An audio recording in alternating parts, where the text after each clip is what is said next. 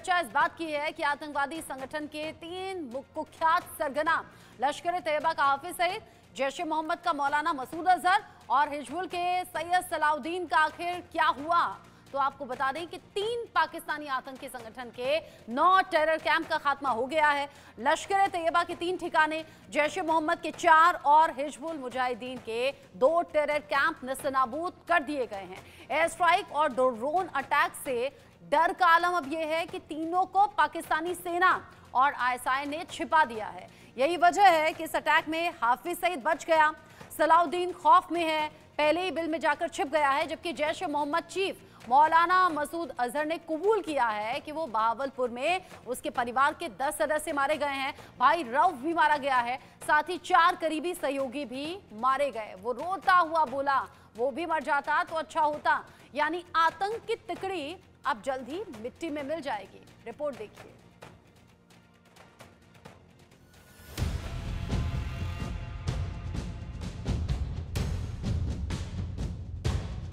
आतंक की तिकड़ी मिट्टी में मिली। सैयद सलाहुद्दीन, हाफिज सईद, मसूद अजहर को तगड़ी चोट। भारत की एयर स्ट्राइक, थर-थर कांप रहे आतंक। भारत ने ऑपरेशन सिंदूर से लश्कर-ए-तैयबा, जैश ए मोहम्मद और हिजबुल मुजाहिदीन के कई ठिकानों पर एयर स्ट्राइक की है। बताया गया कि इस कार्रवाई में भारत के दुश्मन तीनों आतंकी सरगनाओं की जड़ें हिल गईं।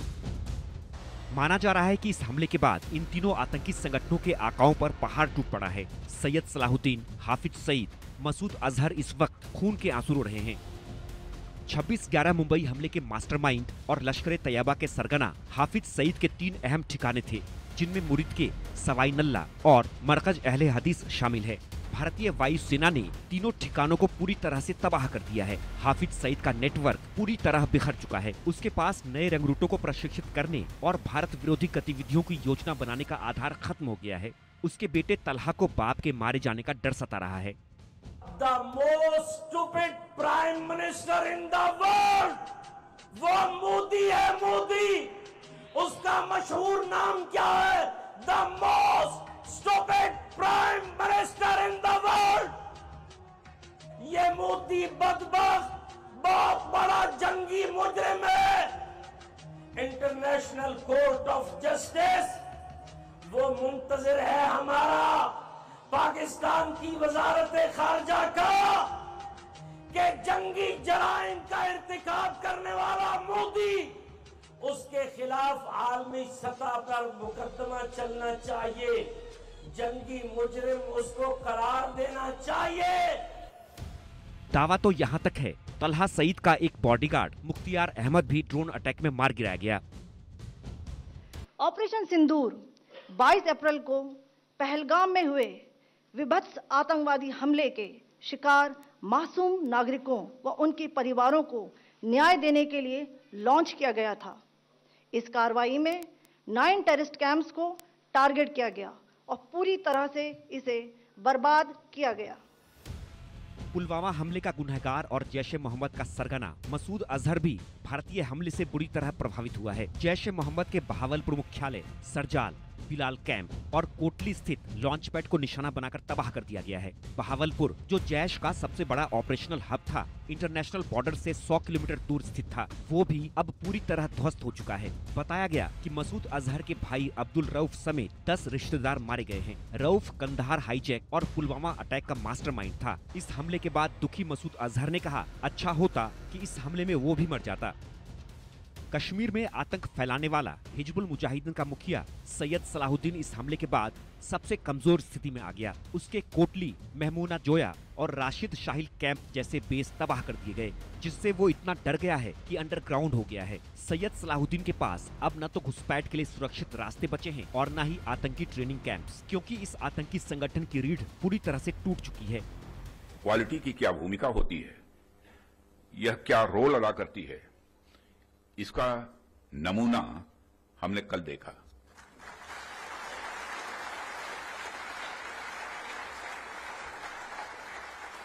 जिस प्रेसिजन के साथ यानी जिस सटीकता के साथ ऑपरेशन सिंदूर एग्जीक्यूट किया गया, वह अनइमेजिनेबल है, बहुत ही सराहनीय है। इसमें 9 टेररिस्ट कैंप्स तबाह हुए और अच्छी खासी संख्या में आतंकी मारे गए। जिस तरह से इस ऑपरेशन को किसी भी इनोसेंट को नुकसान पहुंचाए बिना मिनिमम कोलेटरल डैमेज के साथ अंजाम दिया गया, वह इसलिए संभव हो पाया क्योंकि हमारे formidable and professionally trained armed forces के पास इक्विपमेंट भी हाई क्वालिटी के थे। कुल मिलाकर भारत की एयर स्ट्राइक से मसूद अजहर, हाफिज सईद और सैयद सलाहुद्दीन जैसे आतंकी आकाओं को ऐसा झटका लगा है जिसकी भरपाई अब कभी नहीं हो सकेगी, क्योंकि भारत ने साफ कहा है अगर नहीं माने तो फिर मारेंगे। India has demonstrated considerable restraint in its response.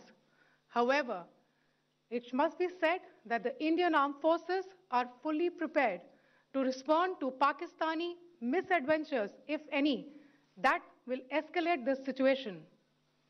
Jai Hind and thank you very much. Bureau report, India news. पहले ऑपरेशन सिंदूर के तहत 9 आतंकी ठिकानों को नेस्तनाबूद कर दिया गया। उसके बाद लाहौर, कराची, रावलपिंडी और अलग अलग बाकी शहरों में ड्रोन अटैक की खबरें हैं, यानी कि एक के बाद एक धमाके पाकिस्तान में हो रहे हैं। और इन सब के बीच ही एमईए की तरफ से इस अटैक को यानी कि जवाबी कार्रवाई को लेकर भी जानकारी, और सीधे तौर पर पाकिस्तान को दो टूक कह दिया गया कि अगर अब दोबारा हमला किया तो उसी अंदाज में फिर से जवाब दिया जाएगा, मारा जाएगा और उसी अंदाज में उसी क्षेत्र में हम जवाब देंगे। बड़ा अपडेट आप जान लीजिए। पाकिस्तान में मारे गए आतंकियों को राजकीय सम्मान देने पर भी सवाल उठे हैं। आतंकियों को अंतिम वक्त में कैसे विदा किया गया और कैसे उसमें पाकिस्तानी फौज के अधिकारी शामिल थे, ये बात भी उठाई गई है। विदेश सचिव हैं विक्रम मिस्री, उन्होंने वो तस्वीरें भी दिखाई हैं और सवाल उठाया है कि पाकिस्तान में क्या ये होता है, क्या पूरे राजकीय सम्मान के साथ आतंकियों की विदाई होती है क्या? ये वो तस्वीरें हैं जो सामने आई हैं। फिर से पाकिस्तान का आतंक प्रेम दिखाई दी। आतंकियों के जनाजे में पहुंची है पाकिस्तानी फौज। आतंकियों के जनाजे में पाकिस्तानी सैनिकों के सिर झुके हुए नजर आए। आप देखिए कैसे हाथ बांधकर अफसोस जताते हुए पाकिस्तानी फौज के अधिकारी नजर आ रहे हैं। और ये सब कुछ हुआ आतंकियों की मैयत पर। आतंकियों के जनाजे में पाकिस्तानी फौज शामिल हुई है।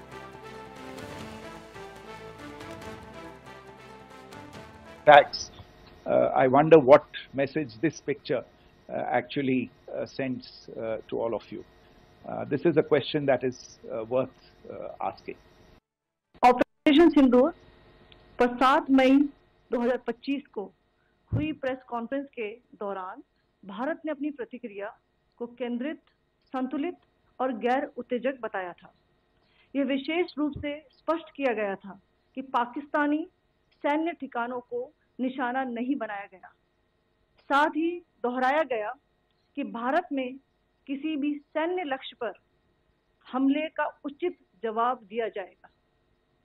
7 से 8 मई 2025 की रात को पाकिस्तान ने उत्तरी और पश्चिमी भारत में स्थित कई सैन्य ठिकानों को, जैसे कि अवंतीपुरा, श्रीनगर, जम्मू, पठानकोट, अमृतसर, कपूरथला, जालंधर, लुधियाना, आदमपुर, भटिंडा, चंडीगढ़, नाल, फलौदी, उत्तरलाई और भुज पर ड्रोन और मिसाइलों से हमला करने का प्रयास किया। इन हमलों को इंटीग्रेटेड काउंटर यूएस ग्रिड और वायु रक्षा प्रणालियों द्वारा निष्क्रिय कर दिया गया। इन हमलों का मलबा कई स्थानों से बरामद हुआ, जो कि पाकिस्तानी हमलों का प्रमाण है। Pakistan attempted to engage a number of military targets in northern and western India using drones and missiles. These places included Avantipura, Srinagar, Jammu, Pathankot, Amritsar, Kapurthala, Nal, Jalandhar, Ludhiana, Adampur, Bhatinda, Chandigarh, Falodi, Uttarlai and Bhuj. These were neutralized by the integrated counter unmanned aerial system and other air defense systems. The debris of these attacks is now being recovered from a number of locations that prove the Pakistani attacks. और कितने सबूत पूरी दुनिया देखेगी पाकिस्तान की इस वजीयत के, जहां पर आतंकी आकाओं के जनाजों में पाकिस्तानी फौज इकट्ठा हो गई। अधिकारी मुंह लटकाए हुए, हाथ बांधे हुए नजर आए। ये तस्वीरें दिखाते हुए विदेश सचिव विक्रम मिस्री ने पूछा कि आखिर ऐसा हुआ क्यों? क्या यही पाकिस्तान की हकीकत है जहां आतंकियों और फौज में गठजोड़ दिखाई देता है? वहीं दूसरी तरफ बीती रात हिंदुस्तान के 15 शहरों को निशाने पर लिया गया, मिसाइल दागी गई पाकिस्तान से। वो तो S400 एयर डिफेंस सिस्टम काम किया और सभी मिसाइलें हवा से हवा में मार करते हुए नष्ट कर दी। अब उनके कुछ शेल, कुछ ऐसा मलबा जगह जगह पड़ा हुआ है, लेकिन पाकिस्तान बाज नहीं आएगा, ये एक बार फिर से साफ हो गया है। मेरे साथ बात करने के लिए कर्नल रिटायर्ड सुशील पठानिया जी जुड़ गए हैं डिफेंस एक्सपर्ट के तौर पर। सर, आपका स्वागत इंडिया न्यूज पर। कर्नल पठानिया, सुबह सुबह इस खबर की सुगबुगाहट तो थी, लेकिन फिर धीरे धीरे कंफर्म हो गया और फिर सरकार ने भी ये कंफर्म कर दिया।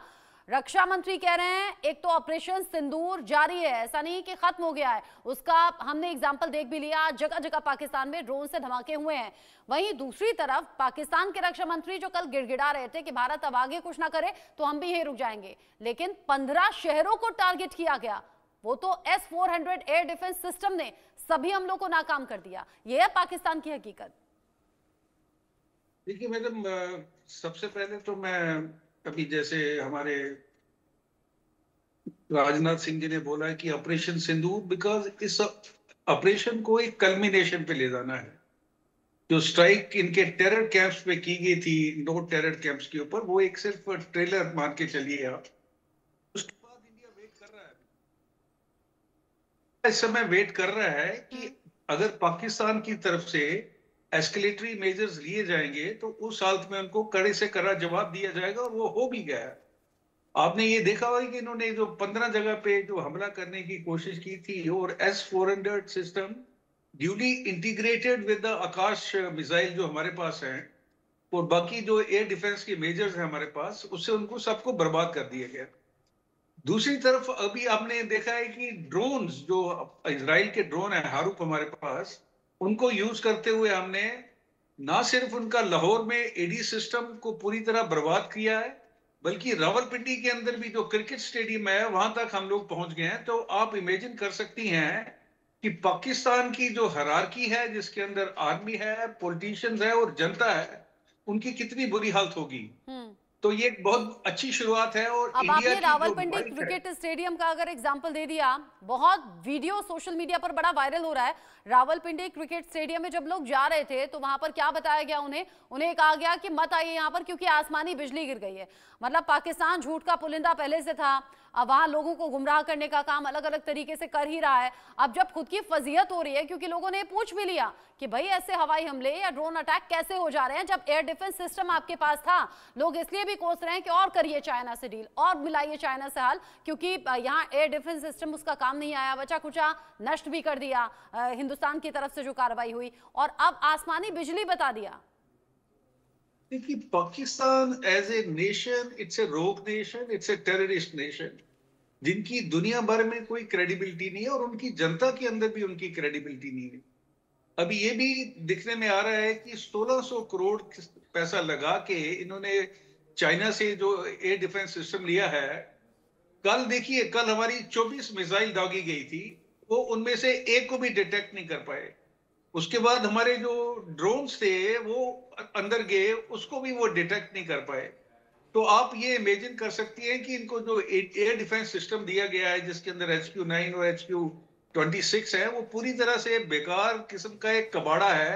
और उसके जो पैसे हैं 1600 करोड़ रुपया अगर हम इसकी बात करते हैं, वो बटे कहां पे हैं? इनके पॉलिटिशियंस में और इनके ये जो आर्मी वाले लोग हैं। और तभी जनता सवाल कर रही है कि भाई अब हमारे टैक्स पेयर जो हम पैसा देते हैं उसको आप इस तरह से बर्बाद कर रहे हैं। तो आस्ते आस्ते एक माहौल बन रहा है पाकिस्तान में। पाकिस्तान आर्मी की क्रेडिबिलिटी पहले ही डाउटफुल थी, बिकॉज पॉलिटिक्स वो वही चला रहे थे, और अब इनकी जो लड़ने की शक्ति है वो भी जनता को पता लग रहा है, और उनका जो विश्वास है वो इनसे उठता जा रहा है। दूसरी तरफ आप देखिए, एक तरफ ये भारत के साथ लगे हुए और ये कर क्या रहे हैं? ये इतना कावर्ड नेशन है कि पुंछ में इन्होंने सिविलियन को टारगेट किया है, गुरुद्वारों को टारगेट किया है, और ये एक फौज को शोभा नहीं देता। इनको इंटरनेशनल ह्यूमैनिटेरियन एक्ट के अंदर इनको they must be treated as a war criminals. तो ये एक देश है वो लड़ने की सोच रहा है, हमें परमाणु बम की धमकियां दे रहा है। वो वही पुरानी कहावत है कि घर में नहीं दाने और अम्मा चली बुनाने। तो ये इनकी असलियत आस्ते आस्ते खुल के सामने आएगी, they will lose their credibility. और उसका जो पहला इफेक्ट मेरे हिसाब से पाकिस्तान पे पड़ेगा, that will be birth of a new nation by the name of Balochistan. ठीक है, आप रहिए मेरे साथ में। मेरे साथ कैप्टन रिटायर्ड अनिल गौड़ जी भी जुड़ गए हैं डिफेंस एक्सपर्ट के तौर पर। कैप्टन गौड़, आपका भी बहुत स्वागत इंडिया न्यूज पर। मैं आपसे पूछना चाह रही थी क्योंकि सोशल मीडिया पर ये सवाल बहुत ज्यादा हैं। अच्छा, बीती रात हमारे 15 शहरों को टारगेट करते हुए मिसाइल दागी गई। S-400 एयर डिफेंस सिस्टम ने एक भी हमला कामयाब नहीं होने दिया। सभी मिसाइलें हवा में मार करके खत्म कर दी गई, नष्ट कर दी गई। ये काम पाकिस्तान क्यों नहीं कर पाया? ये पाकिस्तानी आवाम भी पूछ रही है, सोशल मीडिया पर लोग भी पूछ रहे हैं, क्योंकि पहले 9 ठिकाने पूरी तरह से खत्म कर दिए गए और आज जगह जगह इजरायली ड्रोन हार्पी का इस्तेमाल करते हुए जगह जगह धमाके हुए हैं। तो पाकिस्तान में लोग पूछ रहे हैं क्या हुआ हमारे एयर डिफेंस सिस्टम का?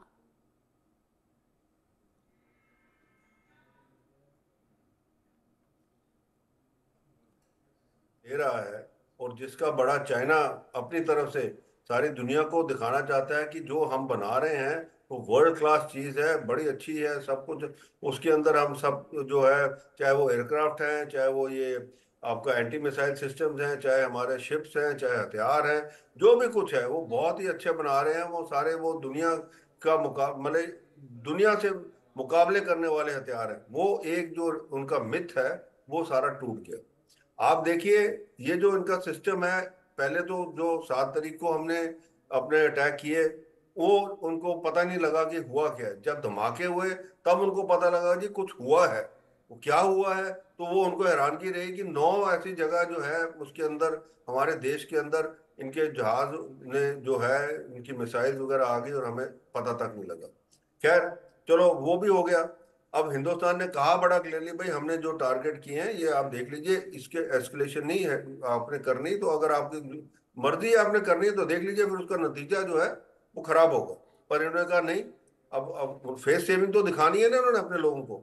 उन्होंने अपनी तरफ से ये हमारे जो 15 जो शहर जो एयरफील्ड हैं, फॉरवर्ड एयरफील्ड जो सारे जो हैं, उनके ऊपर अपनी मिसाइल वगैरह डाली। तो हमारे S-400 सिस्टम और बाकी सिस्टम जो है उन्होंने उसको बड़े तरीके से गिरा दिया, कुछ भी नहीं हुआ। फिर उसका जो पलटवार हुआ हमारा, जो 13 इनके शहरों के ऊपर हमारे जो कमाकाजी ड्रोन्स गए, उनके अंदर जो जब हुए धमाके, तो आज सुबह मैं देख रहा था उनके जो सोशल मीडिया के थे, लोग हैरान थे कि हो क्या रहा है, कि उनको समझ नहीं आ रहा क्या हो रहा है। और जैसे अभी कर्नल पठानी ने बताया कि वो जो इनके जो इन्होंने 1600 करोड़ रुपए खरीद के जो लाया था वो खुद भी डिस्ट्रॉय कर दिया उन्होंने ड्रोन्स ने। उसके ऊपर आप देखें उसके भी विजुअल्स आ गए हैं कि वो जो उनका एयर डिफेंस सिस्टम है वो भी डिस्ट्रॉय कर दिया इन्होंने, ताकि अब जो है अब रास्ता खुल गया पूरा कि अब अगर पाकिस्तान के लिए ये भी एक चुनौती दे दी है हिंदुस्तान ने उनको कि भाई आप देख लो, अब आपके पास कुछ नहीं है, अब आप sorry for using the road, अब आप नंगे हो गए हो। क्यों? क्योंकि अब हमारे जहाज जो है, हवाई जहाज जो है आराम से आ भी सकते हैं, जा भी सकते हैं, और आप कुछ नहीं कर सकोगे इसके लिए। क्यों? क्योंकि आपका एयर डिफेंस सिस्टम ही खत्म हो गया। जो कबाड़ा लिया था आपने वो कबाड़ा था, क्योंकि जब ड्रोन्स गए ये इनको पता ही नहीं लगा। हमारे ड्रोन्स गए और उसी सिस्टम को उड़ाया तो तब भी नहीं पता लगा इनको। तो ये जो चीज है, अब पाकिस्तान को ये जो है चीन को भी साथ में, पाकिस्तान के साथ चीन भी, अब उनको दुनिया के आगे वो भी नंगा हो गया कि भाई हम जो बना रहे हैं JF-17 बना रहे हैं जी, बड़ा हमारा दुनिया का बड़ा अच्छा जहाज है वो F-16 के मुकाबले में, वो उसको उड़ा दिया, वहां पे कश्मीर के अंदर गिरा हुआ है। वो हमने नहीं, हम कोई क्लेम ऐसे नहीं ना करते जब तक हम अचीव नहीं करते। पाकिस्तान की तरह थोड़ा है कि वो उन्होंने दिखा दिया जी 4 जी हमारे हिंदुस्तान के जहाज उड़ा दिए। कहाँ उड़ा दिए? वो अब सामने आ गया, वो कहते हैं सोशल मीडिया, उनका डिफेंस मिनिस्टर कहते हैं सोशल मीडिया पे दिखा रहे हैं। अरे और पाकिस्तानी संसद में खुद ही फजीयत भी अपनी करा ली। पाकिस्तानी सांसद कह रहे हैं भाई थोड़ी तो शर्म कर लो, आप पाकिस्तान के रक्षा मंत्री हो, आपसे पूछा गया सबूत, तो फिर ये कह दिया गया कि सोशल मीडिया पर देख लो, मतलब अपनी फजीयत खुद से करानी है। अच्छा, चूंकि हमने बताया कि 9 जो टेरर कैंप थे वो पूरी तरह से खत्म कर दिए गए, आतंकी कैंप्स को नष्ट कर दिया गया और 100 के करीब आतंकी मारे गए। अभी का जो ताजा अपडेट मिल रहा है वो ये कि जो अब संख्या है ये 200 तक पहुंच गई है। इसमें मुजफ्फराबाद के 28, कोटली में 100, मुरीदके में 19, भावलपुर में 40 और लीपा में 12 आतंकी मारे गए हैं। आतंकियों की फौज खत्म हो रही है, लेकिन सवाल कैप्टन गौड़ ये कि आतंकी आका कब ढेर होंगे, सलाउद्दीन कब मरेगा, मसूद अजहर कब मरेगा, हाफिज सईद कब मरेगा, इनका इंतजार है। ये जो 3 की तिकड़ी है अब जहां तहां छुप गई है और अब सर छिपाने की जगह ढूंढ रही है, लेकिन खात्मा तो होकर रहेगा ना। बिल्कुल खात्मा तो होकर रहेगा, पर मैं जो आप आंकड़े दे रहे हैं ना, मैं इसमें इसके साथ मुत्तफिक नहीं हूं। मेरे हिसाब से कम 400 से 500 जो है मिनिमम, 400 से 500 जो है ये टेररिस्ट मारे गए। क्यों, आप पूछिए क्यों?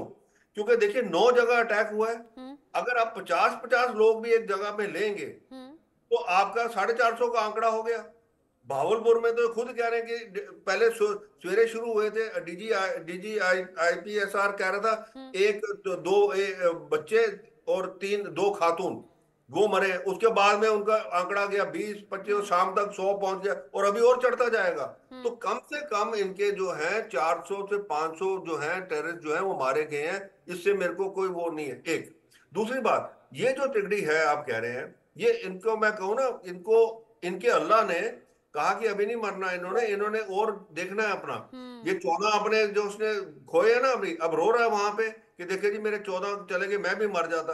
अभी नहीं मरना इसने मरना बड़े कुत्ते की मौत है। ये मैं sorry for using that word, but यही है। क्यों कि जो इसने आतंक फैलाया, जो इसने निर्दोष आदमियों को, जो इसने हमारे निहत्थे आदमियों को, जो इसने औरतें और जो जिस तरीके से कश्मीरी पंडित हमारे जो 4 लाख 26 को मारा, अब 16 को मारा, निर्दोष निहत्थे लोगों को मारा। बिल्कुल, जो और 4 लाख हमारे कश्मीरी पंडित भाई जो बहनें हैं जो जहां जिनको कश्मीर घाटी से भगाया है, वो यही लोग हैं। तो इतनी जल्दी इन्होंने इनको मारना है, इनको कुत्तों की मौत मारना है।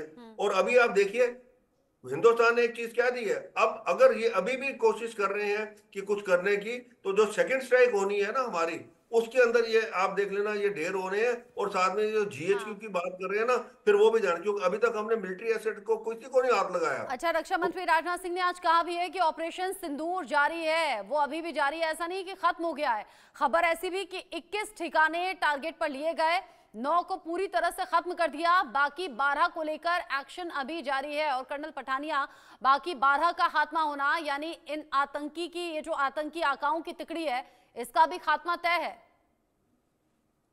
ये जो वॉर की जो स्ट्रेटेजी होती है, बेसिकली